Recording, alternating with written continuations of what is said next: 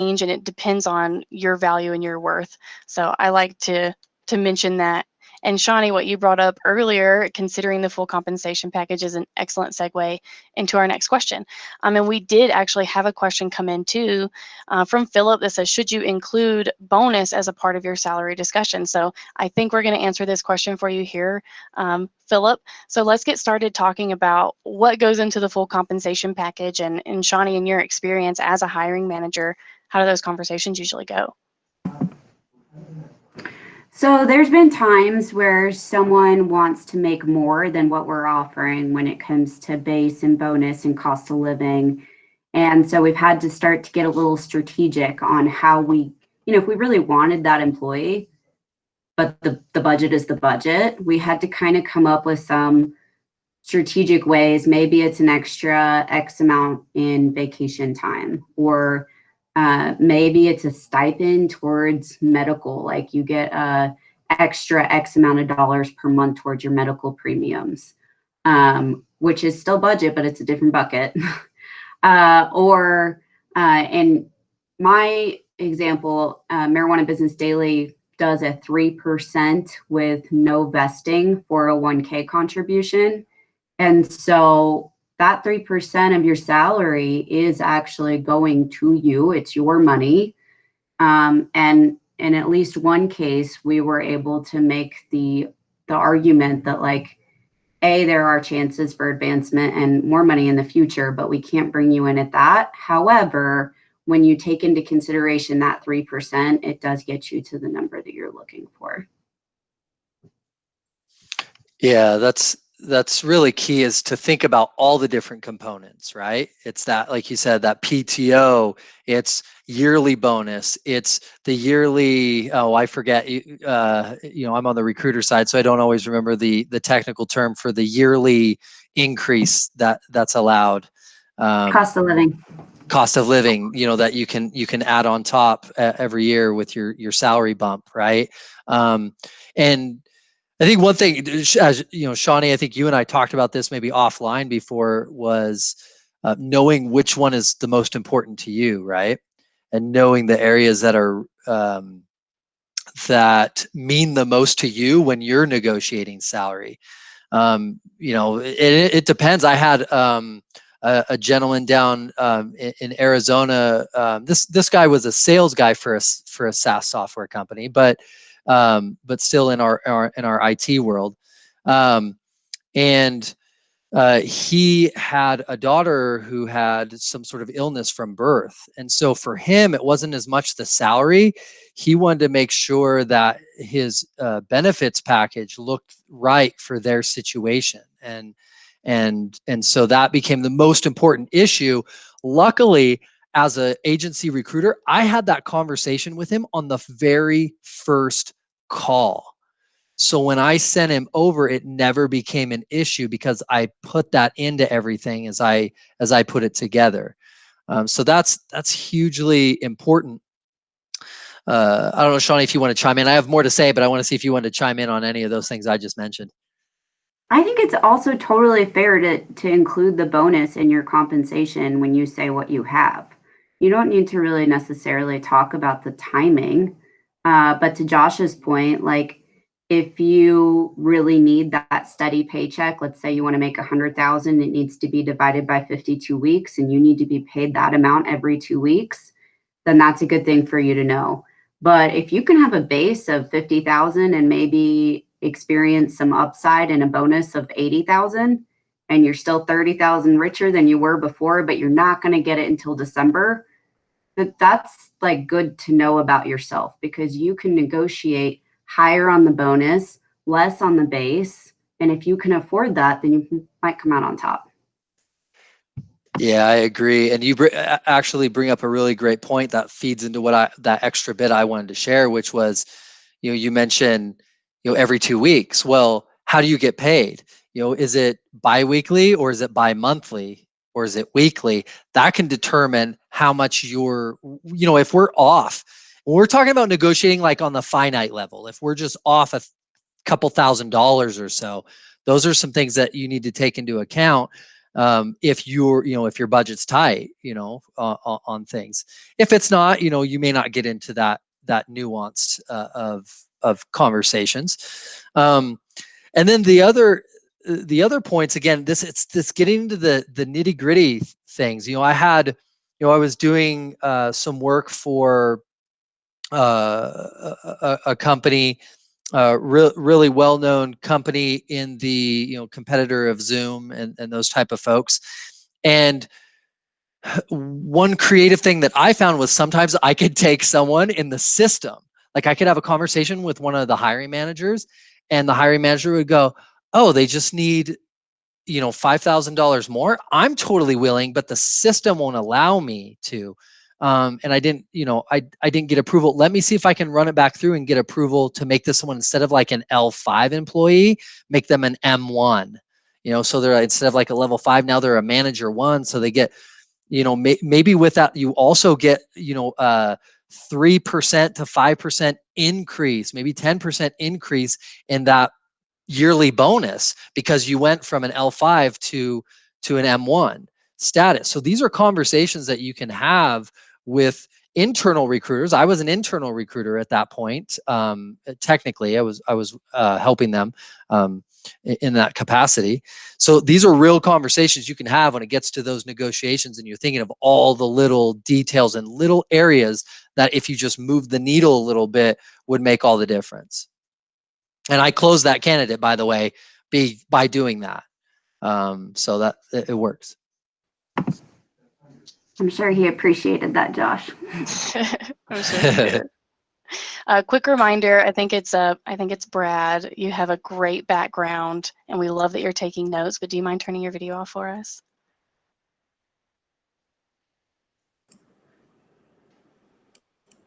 Thanks, Brad.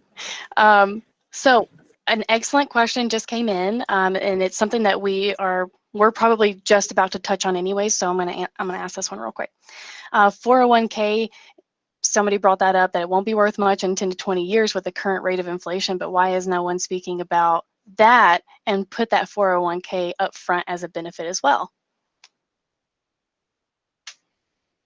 What do you guys think?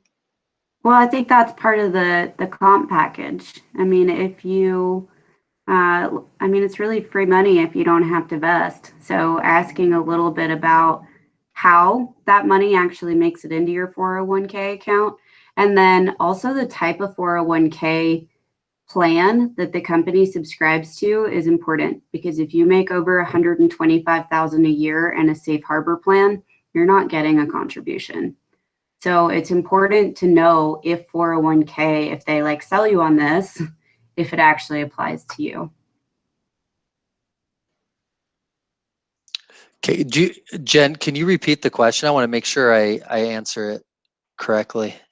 The way that it's worded in general is kind of just upfront, like, why isn't anybody talking about the 401k upfront as a benefit?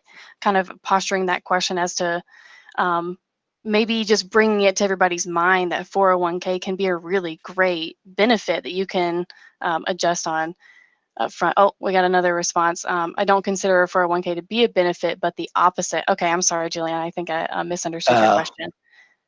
Because you don't see that money up front. And right now, with our current rate of inflation, it's not gaining as much interest as it would.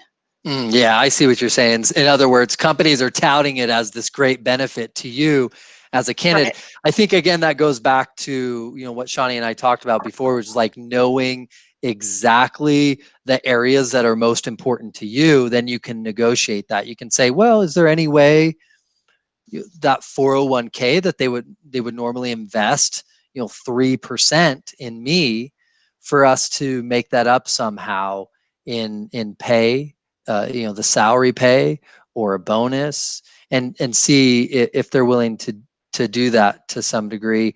You can, there's a wide variety, at least in my, I do have a PHR, so I am familiar with HR vernacular and tools and those things in some of my capacities at companies. I've used them and been on the back end doing this stuff. So the matches and all those things,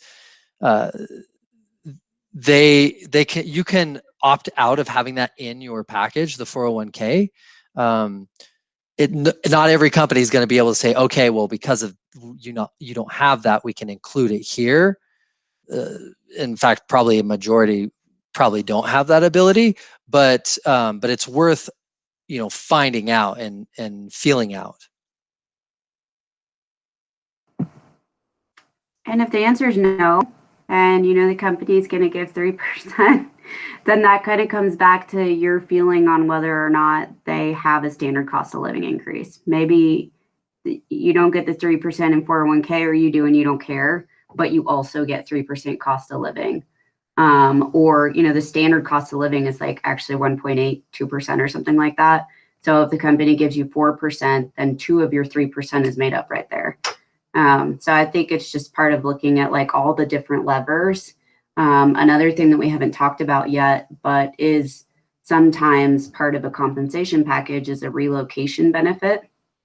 So while you may not care about the 401k, if you calculate what that is over 3 to 4 years, and it's, I don't know, 15,000, you might ask for a $7,000 relocation, and they might say, well, wait, you're not moving. And you might just say, well, is that available to me? Doesn't matter. It's okay to ask for it. I like that. You talked about like the more crafty things, right? That's getting crafty.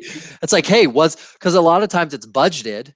It was approved, it went through the approval process, and came down the ladder. Now, obviously, in that case, we're talking maybe a larger company or a mid-sized to enterprise-sized company, versus a smaller company. Again, those conversations are going to be more agile and less rigid around what was approved, versus companies that have to follow all sorts of HR regulations, which start around 100 employees. Then, of course, you're going to get into more rigidity there. Yeah, great point.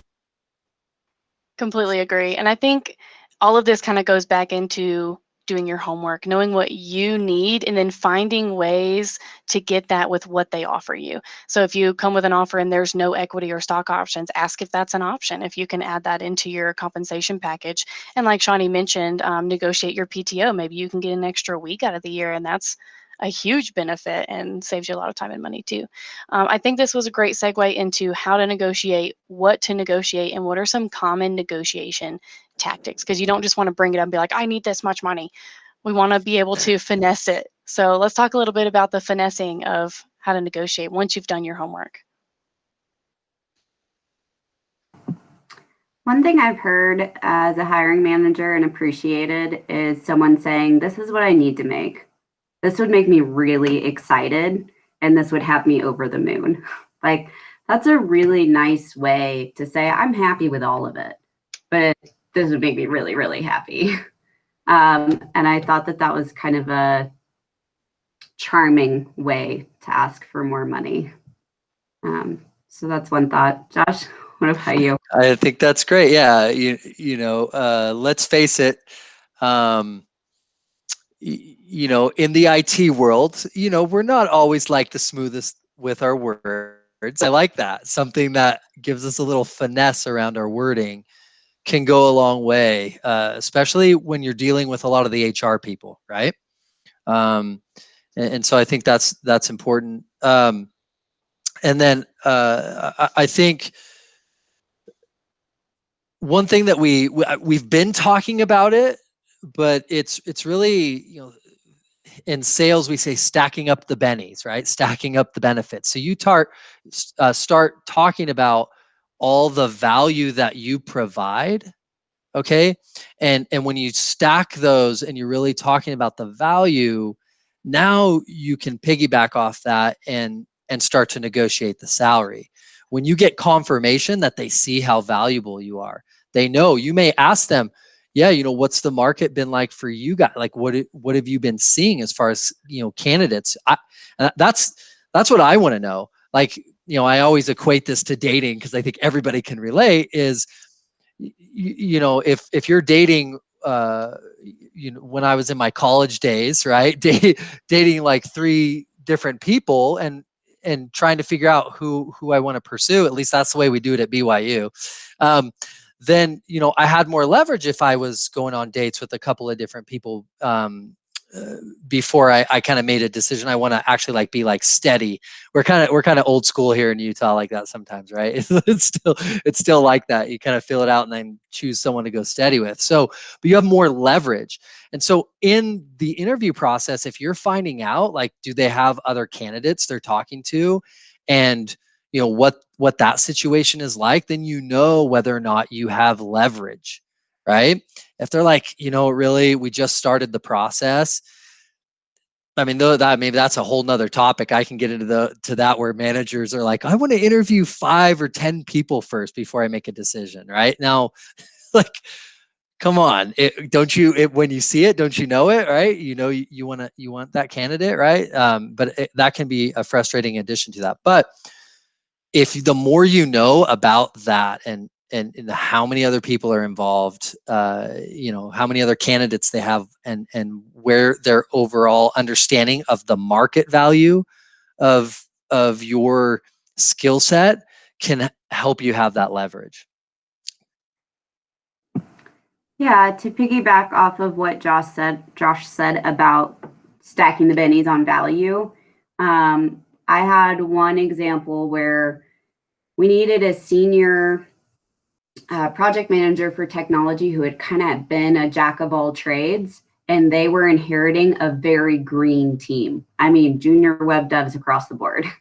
And so when we brought that up in the interview process, he was like, well, I have this credential over here in training. So what if we did some internal training? And that made him like a shoe in, because we're like, well, across the board, we could have him train people.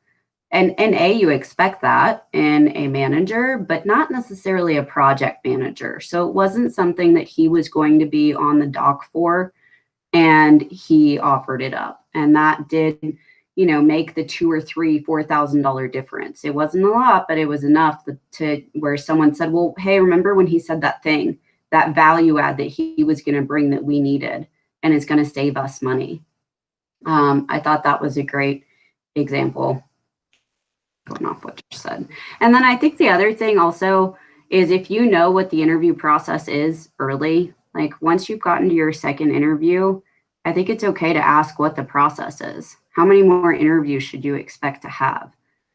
Because that'll give you an indication of at what point you should start to bring up salary if it hasn't been brought up. Like if you're doing 4 interviews and you're coming towards the end of your 4th interview and have had no discussions on salary, you kind of know that it's on you to bring it up. Yeah, and to add to that just a little bit too, we've mentioned talking about the right timing for bringing this up and everything like that too. And I lost my train of thought. So Josh, what do you think? Well, where I was hoping you were going to go with that, honestly, is talking about your current salary. And I don't know if that's where you were going, but I kind of was okay. Well, I was just thinking about how sometimes this gets brought up and it's become more and more a debatable topic as different states have passed laws.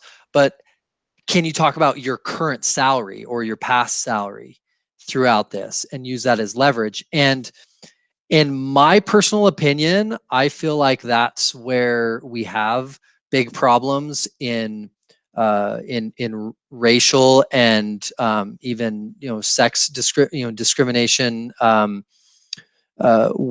When you start talking about past money that you made and how it relates to this job, I really don't think they have anything like there's no reason. If the skill set's there, then they should be paying you. But I have seen, as an employer who started 2 companies myself hiring people, I have noticed that the young women that I usually interview will ask a lot less money than the young men I interview. And so I immediately try to nip that in the bud, because if you have the skill set, they should be at the same level. So, and again, certain states, you can't even ask that as an interviewer. You can't even ask that. I would lead into it. Nowadays, it's becoming so common, especially in the HR industry. Even if you are in an at-will state, which like Utah, where they're a little less stringent on those laws, to make sure that you don't bring up what your past salary was, because I think in that case, it can only hurt you, whether it's high or low. I think it'd end up only hurting you. I would say that if you're within a range and they've kind of already told you what they want to offer you, and you're going to have to come down in salary, that is okay to share, because there might be other ways that they can make it up to you. Maybe instead of just working from home 1 day a week, you work home from 3 days a week. And that means a lot to you, that flexibility. Like, that's where you can say, well, I would be going down. And that's enough. Like, you don't have to say from what, you don't have to over provide information, but if you know you're going down in a salary, I think it behooves you to bring it up during the negotiation process. Yeah, I agree. And I remembered what I was thinking earlier too. And after that, we need to move on because we're running a little low on time. I was thinking that if you ask earlier on, like gathering as much information as possible and asking as many questions as possible up front, while also offering those stories about your interpersonal skills and your relevant job skills as well. What am I going to be doing in the first 60 to 90 days? What do you need to see within the first 60 to 90 days? What can I do that would make a big difference? If you can say, I can do those things, here's what I need to make, I don't think that you'll have any issues getting the offer that you want, which kind of goes into the last two questions. So let me smash these together because we don't have much time. Negotiating from the hiring manager's perspective, and also, do you always need to negotiate? What if they make you an offer you can't refuse? So we'll go back to these two. So negotiating from the hiring manager's perspective. So if you give someone, let's say they've postured themselves really well, they've asked all these questions up front, they've told you, I can do this, this, this, and this is what I need to make, and you send them that offer, and they come back to you with a counter offer. What do you look for in a counter offer? What do you think of when you get a counter offer? Is it good? Is it bad? And do you think that people always need to make a counter offer? What do you think? I don't think you always need to make a counteroffer. In fact, I feel like the counteroffer should be less frequent than common, because if you've been honest with what you need and you've postured yourself with the value you create, you asked for what you wanted and you got it. If you ask for more, it's a little bit, and you've had all the conversation about the different variations of the compensation package, then it's misleading. Like, yeah, you might be able to get $2,000 extra out of them, or even $5,000, but like, I don't think you're going to leave a good taste in their mouth. So you're coming into a relationship that feels like you were a little bit dishonest. And so I would say, in most regards, I would not do that if you got the offer. If you did not get the offer you wanted, then an absolute counter offer is, I think, makes perfect sense. And it'll just come down to how badly they want you. Yeah. And with that, I think the most important thing that you said there, Shawnee, to me, through, I've been on both sides of this, and I've been in the middle, right? I've been a recruiter, I've been a business owner, I've been an internal recruiter, an external recruiter, but that word honesty is the biggest part about it. And if you come back and you're like, I threw out this number and it was just a little off, I didn't, now that I'm looking at it, um, it's just a little bit off and I need a little more room. Now you,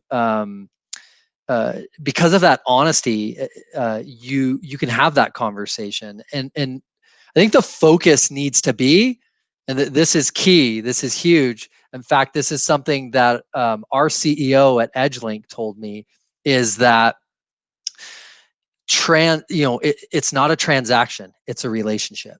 So if your focus is on a relationship with a great company and great people that you're going to be working with, versus this is a transaction, the way you frame things and the way you discuss things are going to be completely different. And so focus on that relationship piece, that honesty, that real conversation. and that becomes your best leverage because you're real people having real conversations.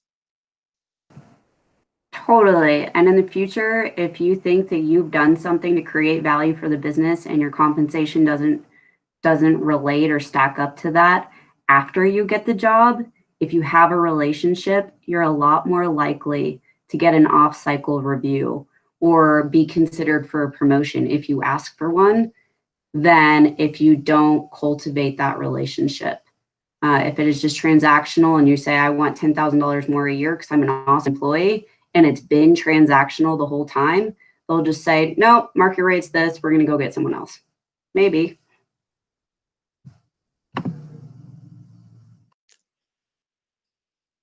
Yeah, and in addition, one of the worst things that ever happens to a recruiter, it's like a gut punch, is when we come back and you got a counter offer from your company.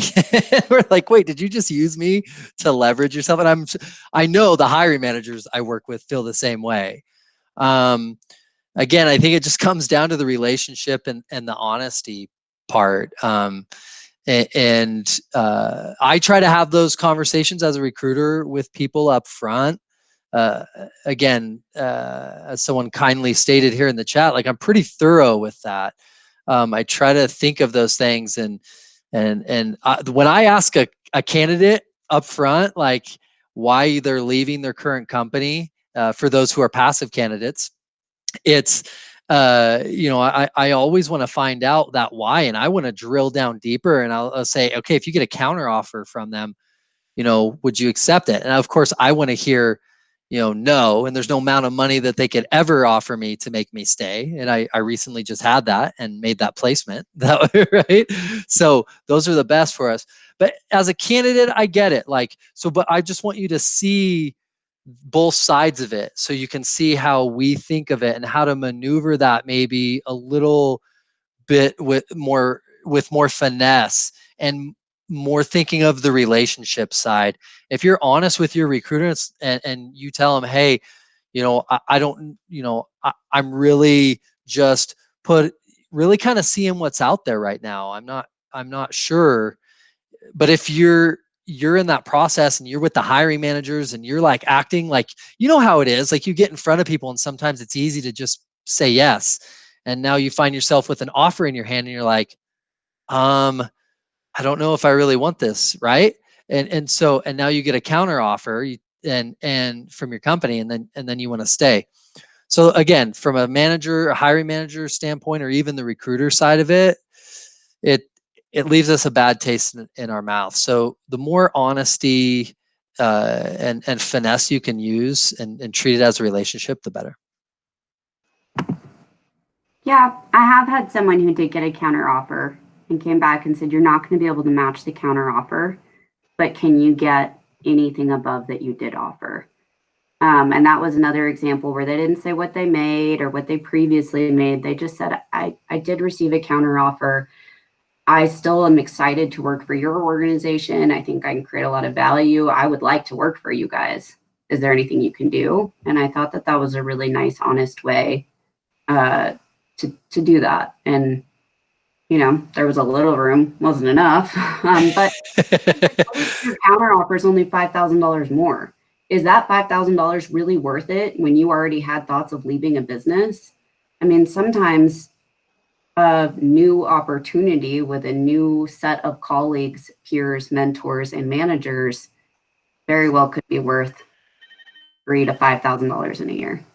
Yeah, and I would say when we talk about, for those who are active job seekers, maybe you don't have a job currently, that's where hitting it hard and having multiple positions in your pipeline that you're interviewing with and having multiple offers at once can really be helpful for you to have the gusto to go back and negotiate if you really need to, because you really, that extra $2,000, $3,000, $5,000, whatever it is, really does make a difference for you, and shows that they really care about you as a company. Okay, but allowing yourself as this is on the that flip side. If you're actively looking as someone who doesn't have anything right now. Think about that. Like, do things that can give you that empowerment to go back and negotiate if things aren't right. It's not good for you if you're not being honest, and then 3 months down the road you accept an offer at another company and leave the company just because now you have more leverage, right? So try to do things to help yourself maintain your honesty throughout the process like that. Yeah, perfect. Thank you, Shawnee and Josh. Unfortunately, we are out of time for our presentation today. Josh is going to stick around and help me answer questions from you guys. So if you have any questions, go ahead and throw those in our chat right now.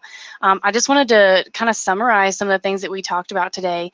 Ask as many questions up front as you can so that you can posture yourself in a way that you are an asset. And if they don't hire you and give you what you're asking for and what you need, then it's a loss for them.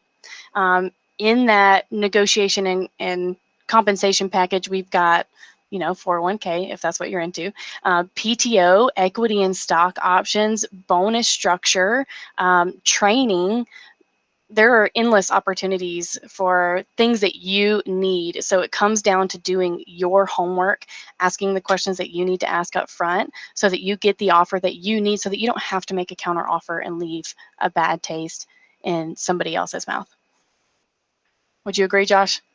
Yeah, that was great. Yeah, Shawnee had some great advice. Absolutely. I agree with everything she said. I love that question too of asking them what they give their high performers or how they treat their high performers, because that just means, oh, if I can come in as a high performer, this is what I'm asking for. So how can I be that high performer for this company? What do they need?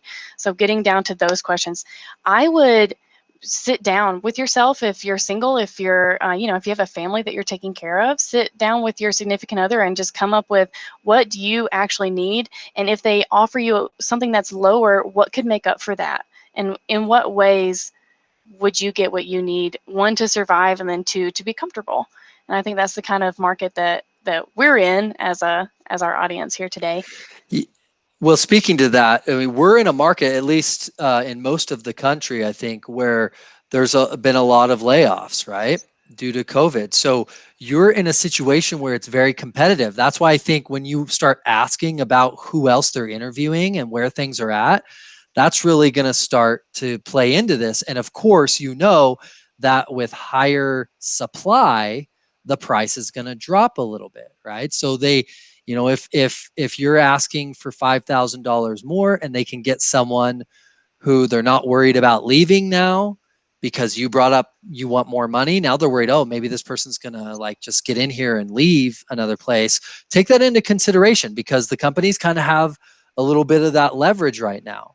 And so you want to take that into consideration when you're talking about these things. You have to know each company is different. I mean, I can show you a graph. There's a great website out there called Candor, Candor, that has a huge list of the different industries and their layoffs and hiring freezes and actual hiring right now. And on that, you can see every industry is going to be totally different, and every single like niche within each one of those industries. Let's say it's SaaS, but we're talking about the medical SaaS industry and specifically the dental. Obviously, they've been hit hard, right? So that's going to be different than negotiating with a Zoom, for example, who's probably been thriving, or a Netflix that's been thriving given all the things that are going on right now. Yeah, very true. And you mentioned leverage too. So one of our questions was, are you giving somebody leverage when you give them your current compensation? And my personal answer is yes. And that you don't need to disclose that because they're going to take you at face value. And if that's what you're making now, that's your face value. So if it were me, I would leave that out and try to finesse the question in a way to bringing up what you can do and what you need to survive. And this is what I need to survive. This is what I want. Yeah, and when you think about this, like really companies do this all the time. I helped a company that grew through acquisition. So in other words, they didn't take the whole just keep growing and growing organically. They said, all right, let's go after this company and buy them and add 100 head count here, add 1,000 head count here. Well, I think about it the same way as someone who's, stepping up in your career. Trust me, when you look at like the 5% increase that you're going to get year on year at a certain job versus going to another company, you can drastically, I know in the first few years of my career, well, maybe after about 3-4 years, maybe the fourth and fifth year of my career, was a huge jump for me. I doubled my income 2 or 3 times within a couple years by reaching my height at that company and moving on to another company, right? So my point is, I remember during that time, I spoke with a company and they said, I'm sorry, but this position, I was stupid and I shared how much I was making. And they said, no, they would not, you can't do that. This position pays almost double that. Like, guess what? I went to another company. I learned from my situation. I didn't say what I was earning, and I got a similar offer, making about twice as much as I was Yeah. just days before. Yeah, So, perfect. And we have a couple of questions into, okay. we're running out of time, so I'm going to get to these. If a company is aggressively pursuing me and starting to monopolize my time, could it be advantageous to let them know that I'm in serious discussions with another opportunity? I'm going to quickly answer this as yes, Drake. It is very advantageous for you to let them know that you're talking with other people. It postures you in a way to where you are an asset. Somebody else might snatch you up and they need to move fast. And that way, if you're going through the process with another company and they're moving fast, then they'll try to speed up and match where you are, so you can have multiple offers at a time and kind of assess those and see which one you want to take. Going backwards to maxes, is it okay to ask about the budget that a company has in mind for the position? A quick answer, Josh. Yeah, yeah, absolutely. Again, it's going to play into all these different things. We talked about how the relationship is with that hiring manager, what step in the process you are. But yeah, it's not. In fact, that's what I would suggest for most people. When anybody asks you, "Hey, how much do you want to make?" I respond with, "What's the budget on something like this?" Very conversational, very nonchalant, not making it a big deal. Yeah, very good. Max has another question. I'm going to answer this one quickly and just wrap us up real quick. How do things like bonuses, promotions, etc., how can they be written into an offer? And I think that really depends on the company. So pay attention when you're in those interviews so that you can know what to expect when the offer comes. To wrap us up, today we talked about the salary negotiations and everything that goes into that. What goes into that is doing your homework. So if we start, all of this whole process starts from the resume building, and you'll have access to these videos after today's episode. Starts with resume building, build yourself a good resume. Then we had job search. Really target the companies that are right for you, that you think have the right culture. And then networking, go after people at those companies who are in the position that you want to be in or close to that position that can give you some insight. Network with them and make sure that you offer 2 things before you ask for something. And so that's a really good networking opportunity here too. And then during the interview process, ask as many questions as you can, but make sure you're answering their questions quickly, because if you're spending a lot of time answering their questions, then you don't get your own questions in as well. Always have questions ready to ask as well. So we wrapped up our salary negotiation where you guys are going to have access to our videos. Thank you so much for joining us week after week. And thank you, Dan. This was great. He says, I'm really excited to have all of you guys. We may be offering other opportunities for webinars and topics in the future. So we would love your feedback. What's something else that you guys want to hear about? How else can we help? We would love to give you access to our other videos so that you can use those in your process wherever you are along the way. Thanks again, guys, and I look forward to seeing everybody soon. Please reach out to us, info@edgelink.com, if you need anything from us, and we are always looking for new sweet faces. Thanks, guys. See you soon.